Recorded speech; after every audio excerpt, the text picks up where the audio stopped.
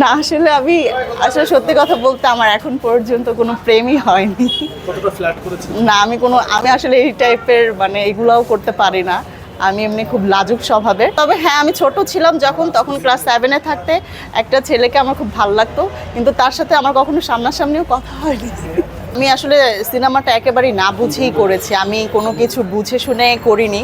But যখন আমি প্রথম সিনটা করি সবাই আমাকে মানে হাততালি দেয়, মানে সবার কাছে হচ্ছে এত ভালো লাগে যে সবাই একসাথে ওখানে আমাদের ডিরেক্টর অভিনেতা সাইমন ভাইয়া ছিলেন নায়ক, এবং হচ্ছে আরও যত কলাকৌশলী ছিলেন সকলে হাততালি দিয়ে আমাকে অনেক অ্যাপ্রিসিয়েট করে, এবং হচ্ছে তারা আমাকে খুব প্রশংসিত করে যে আমার অভিনয় খুব ভালো লেগেছে এবং খুব ভালো হচ্ছে। ওটা আমার কাছে খুব আনন্দের লেগেছিল, যেহেতু প্রথম সিনেমা আমি একটু ভয় পাচ্ছিলাম।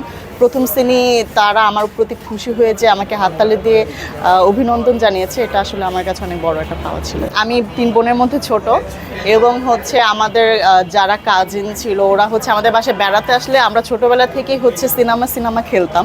আমার মনে হয় কি ওই থেকেই আমার ভেতরে হয়তো বা এই নায়িকা বা অভিনয় করার প্রতি একটা ভালোবাসা তৈরি হয়ে যায়। আমি অবশ্যই শাকিব খানের সিনেমাটা করব, কারণ ছোটোবেলা থেকে শাকিব খান অনেক পছন্দের ছিল, আর এই তো ওনাকে বেশি ভালো লাগে, এর জন্য তারটাই করবো।